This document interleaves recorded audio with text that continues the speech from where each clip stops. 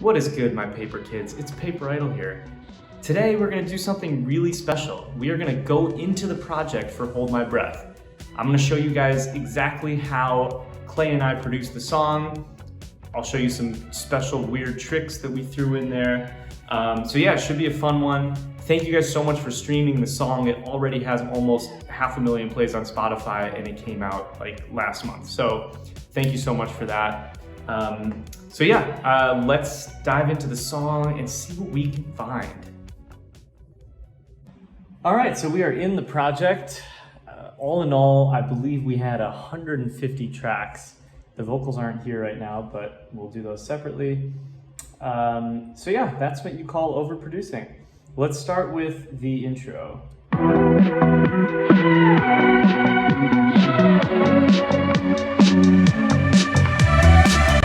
So the intro is really just a bunch of elements from later in the song, filtered and kind of rising. In fact, I bounced it all down into one single thing.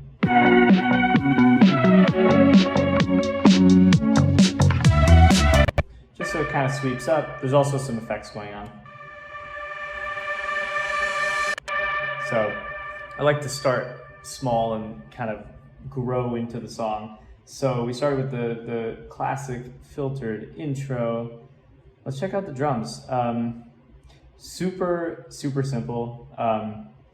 When we started this, we didn't really know what groove we were going for. We tried a little bit faster. We're at 130, but we landed on something like this.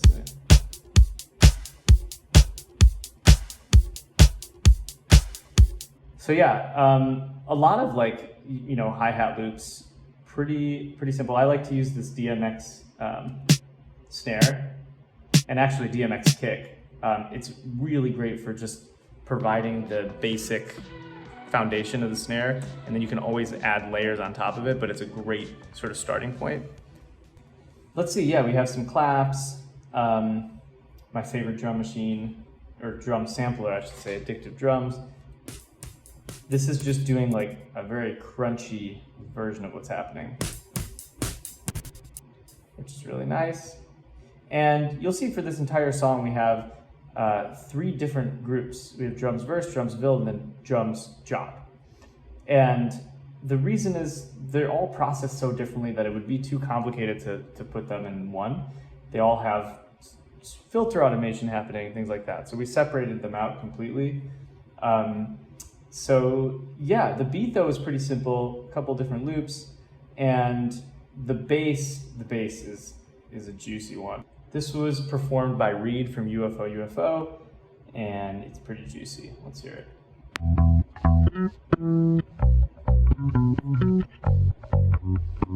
So this is my Rickenbacker bass going through one of my favorite plugins, which is the CLA bass. I don't use tons of CLA stuff. This one just sounds really nice on the bass, especially the Rickenbacker. And we do have something else going on, which is a copy of the bass. It sounds like this.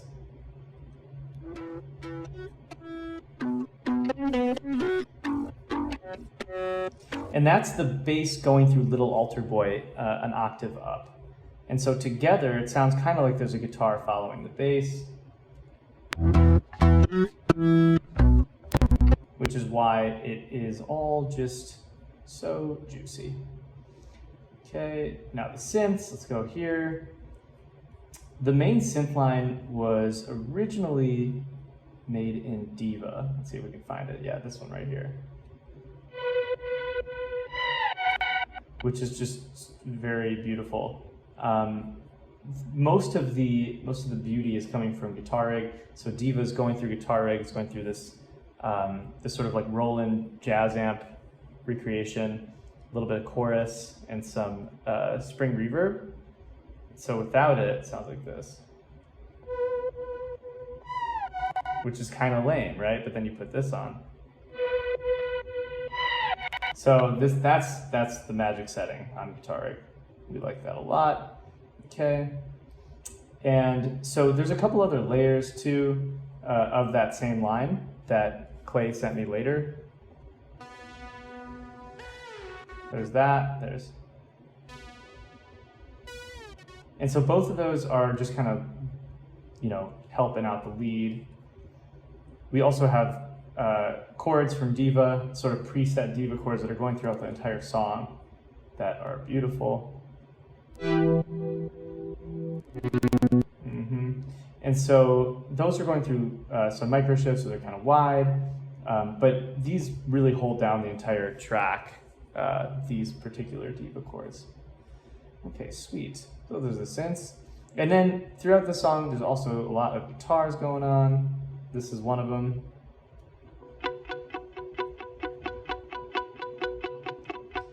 And this is just kind of adding some rhythm. It's definitely a Phoenix sounding guitar. So I stole this trick from Philip Zadar, rest in peace. But he would put like a phaser on one of these more rhythmic guitars that's panned. And it just adds a really, really nice groove to it. It gives it a little kind of disco vibe. There's some other strums in here doing kind of the same thing. So all the guitars together.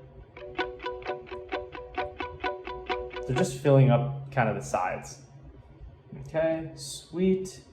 And so that's the vibe for most of the verse. In fact, I would love to show you the vocals, but we're gonna do that in a little bit after going through the instrumental. The build-up, pretty simple. There's an entire group here that's being filtered throughout the entire build-up. And that filter moves up, so it starts here and then ends. Right? Now another thing I like to do is cut out the low end at the very end so that when the chorus or the drop comes in, it has a lot more energy. So that's cool. But it's pretty much the same drums as the other section of the song and same bass. And pretty much the same synths as well. So how did this chorus come to be? Well, when we were working on the song, Clay said something like, hey, can you make something more electronic, more Paper Idol for the drop, and we'll keep it rock and roll for the verses. And so I decided to try this sort of halftime feel, which works really well at 1:30 because half of 1:30, that's pretty easy. If it was any slower, it might have felt too slow. But since it's a relatively fast song, it was easy to drop it in half. Okay, so the drop. Let's start with the drums. They're very similar to the verse. They're just kind of harder hitting, and they don't have the same exact rhythm. So I guess they're different, but let's hear them.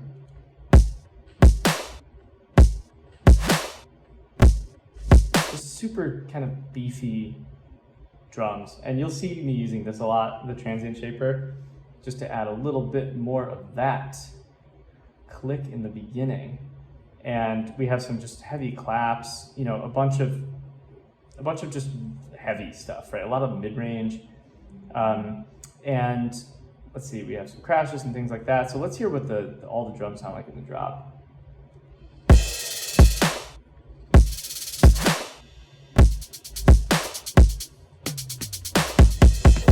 Cool, so there's a couple tom fills in there too, and you probably heard this trap hat drop.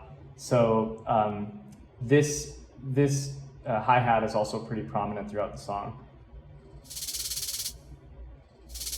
And it's just doing weird, just weird trap hi-hat stuff. But it worked really well with the rest of the track. Cool. And the bass changes quite a bit. We go into an 808 vibe and no longer have the organic bass sound like this.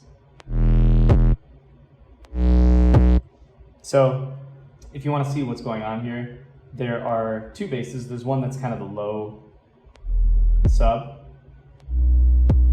and then there's one that's the distorted one. I like to do this a lot and basically have one bass that's taking care of the sub, and then one that's going through Camel Crusher, my favorite plugin that is sort of out of service at this point, but you can still get it for free. It's a beautiful saturation. So all those are going through our bass for some extra low end and then side chaining.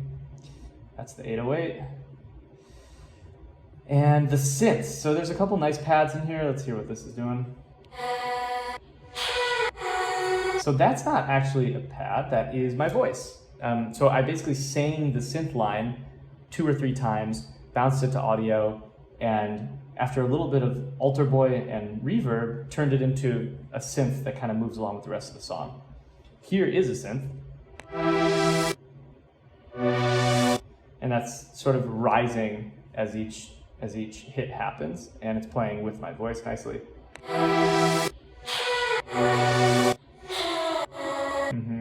And then what else we have here? We have the original diva line that you heard before, just going through its distortion. And then here, this kind of, What's So Not flume type vocal that's taken from this vocal that you already heard. And that leads us through that section. We also have another chord here. And that's the original diva from the verse. That's just kind of in there. And one more set of notes going on here. Yeah, so these two chords are kind of playing together. This first set comes in the first 2 bars of the drop, and then this one in the second 2 bars. It sounds like this.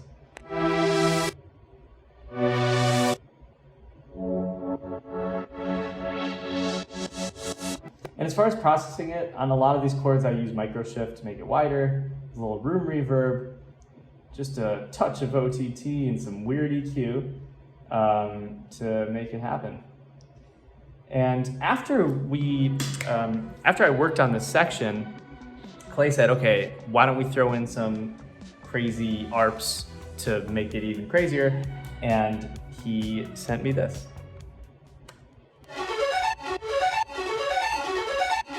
Which is really cool, works really well with the rest of it.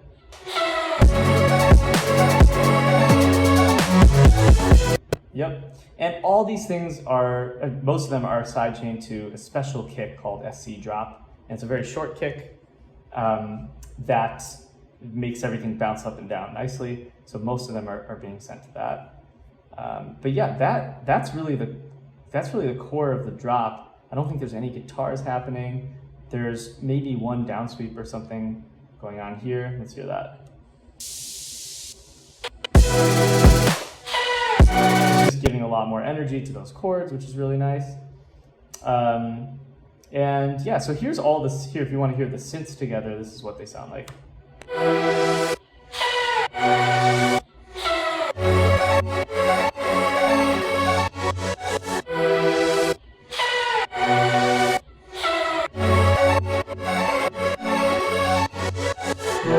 And then the rhythm section sounds like this.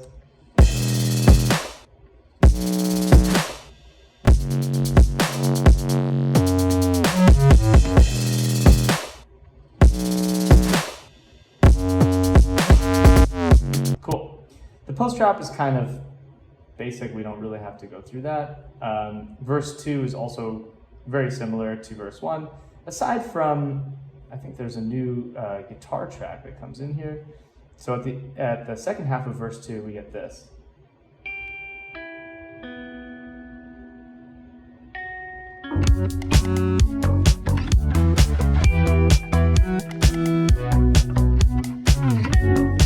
Which in the final version, I think, was going through a bunch of reverb, stuff like that. A new guitar track here as well.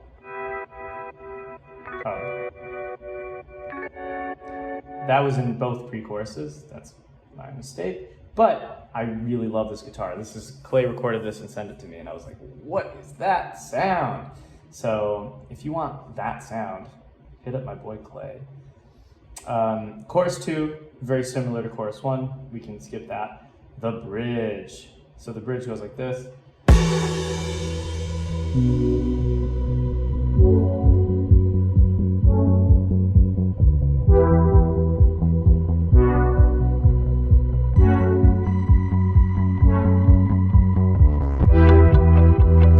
It's just all the elements building. The way that we created it, we originally tried to use different chops of the bass, but ended up just recording a regular bass building up. We have not much going on in the synth section, really just these chords building up over time with this auto filter, right? So a bunch of these elements have that auto filter on there, and we have a couple other cool sounds to kind of lead us through, like this Astra, and these pads come in later as well. And those are from the pre-chorus. So it's all building up, and Clay's beautiful voice is serenading us during this section, and it's building and it's building, and we get to this part.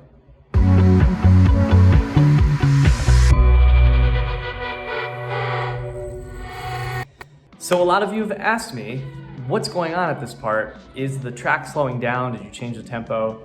The truth is that the tempo stays the same for the whole track. There's just some automation on an LFO tool on that main sound to make it sound like it's slowing down.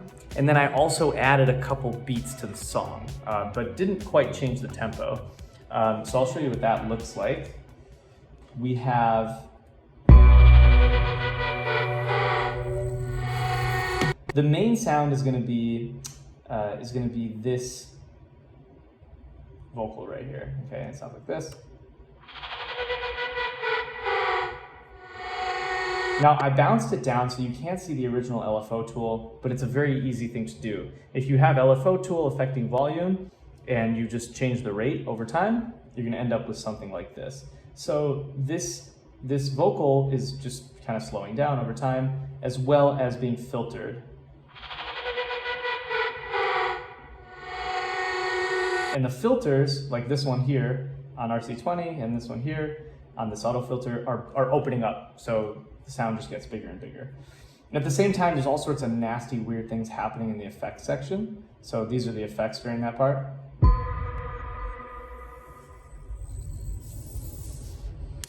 And I really just wanted it to sound like crazy electricity, weirdness, which I'm pretty happy about. That is the impact that goes into it. And then this is the electric discharge. And that's just to keep it all crazy and weird. Towards the end of it, you also get a nice little tom fill. Nothing crazy, just a couple of toms. Just a couple toms hanging out. And so yeah, the whole section.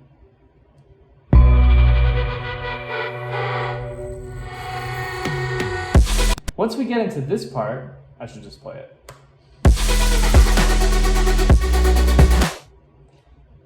This is sort of a weird inversion of what was happening in the other choruses. Pretty similar in the rhythm section. We just continue to have this this vocal that's being wobbled. And if you want to see that, I can show you. This one is live. This one I didn't bounce down. And so you have LFO tool here, and it's doing this to the vocal, 16 notes. So without it. And the vocal itself is just my voice stretched out, so I had more to play with. And LFO tool is causing the wobble. Yep, some reverb, some EQ to clean it up. Nothing crazy. The same stuff you saw before with micro shift is happening here, making it wider and weirder, and a little bit of phasing as well. Love this guy, phase mistress. Not this guy, this person, this mistress. Okay, so that's that, and then let's see what else happens.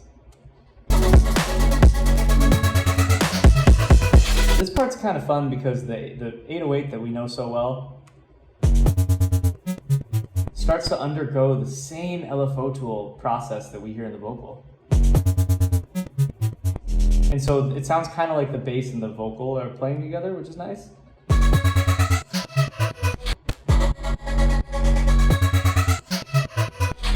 But only for a second, you know, it just happens for this one little.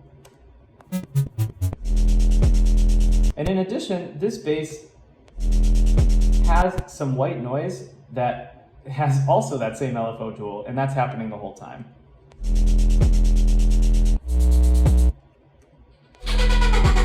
You can't really tell it's part of the bass. I honestly could have put it anywhere, but I did. And it's sort of adding some brightness to the vocal, if you think about it, because it's playing at the exact same time that that vocal is. That's just a nice little fill. I don't know where that is. Yeah, I don't know. I made some drum fill and then messed with it. Probably pitch automation, things like that, along with the sub drop.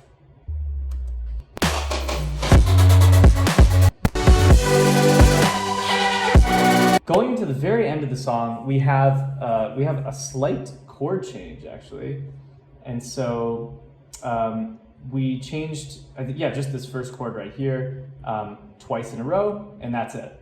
So it's the only time in the song that the drop chord changes.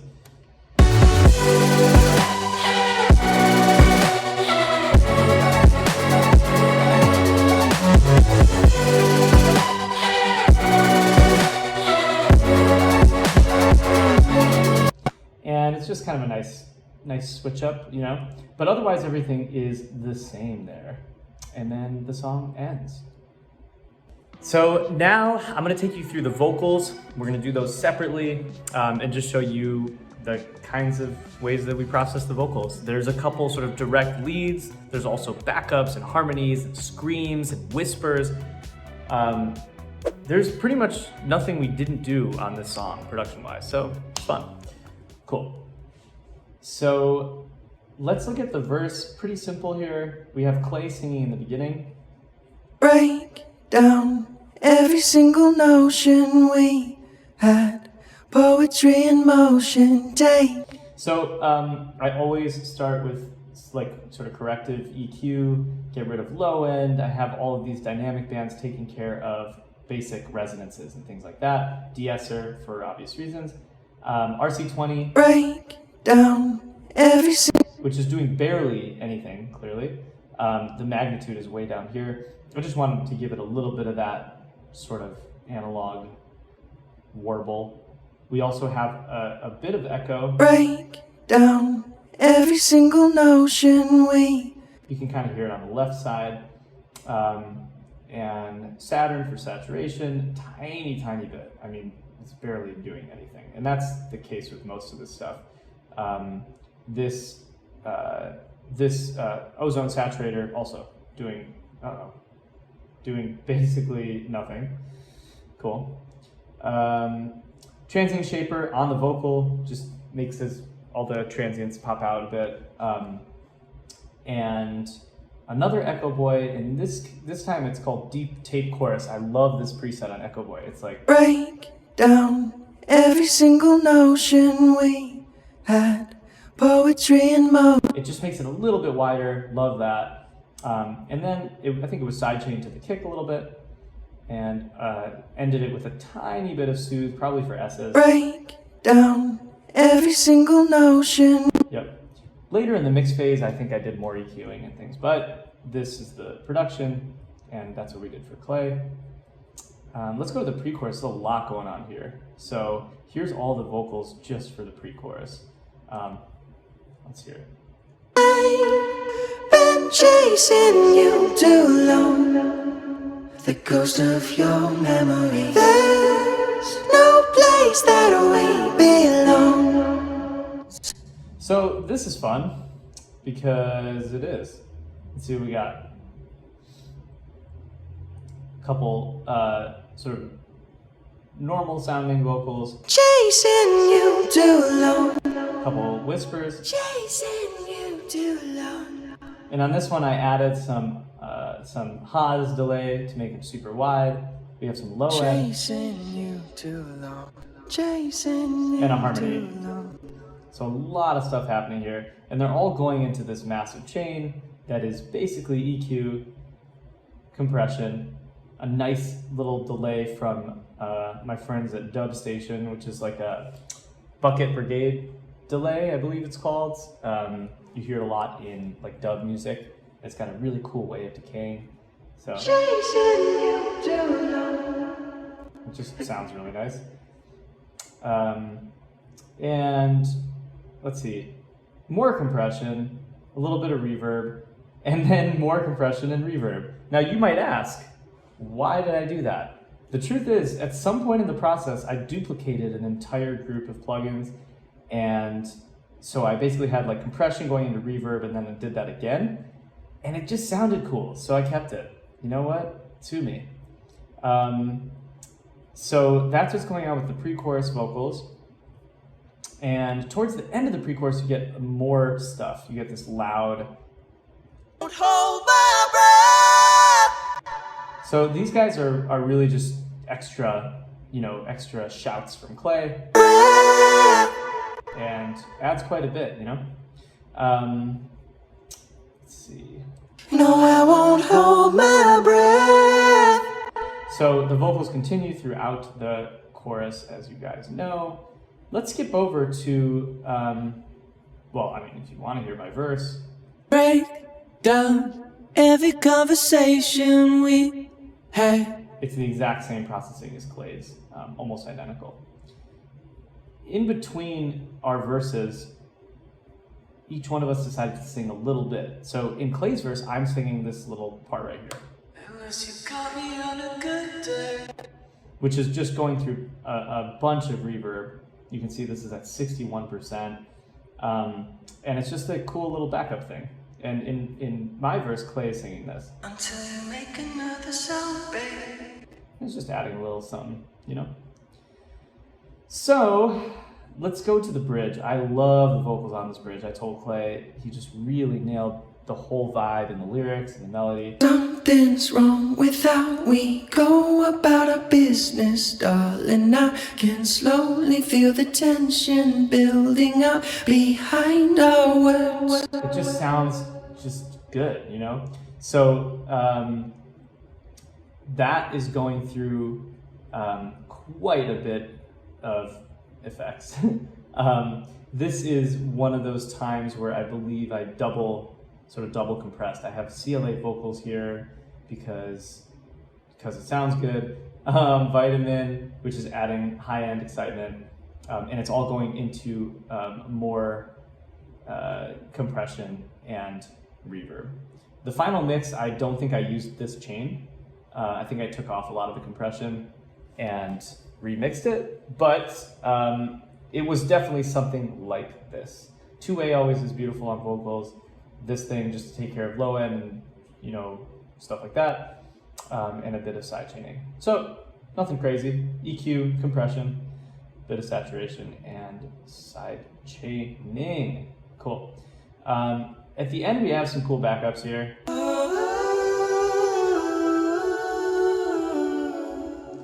And they just sound really nice. They're going through micro shift, make them nice and wide, and a little bit of reverb as well, so that they're a little further behind, and also glued together a little bit. But yeah, those sound really good. That is it for the vocals, pretty much. So at this point, you have heard all the tracks in the song, and let me know what you think in the comments. Did you learn anything? Did you like it? Should we use more than 150 tracks in the next production? That's totally up to you guys. We take all of your opinions, all of your advice, and we take it very seriously. Thank you, YouTube Paper Kids, for tuning in. Thank you for 5,000 subscribers. We have new music coming for you. We have tour dates coming for you. So yeah, stay tuned.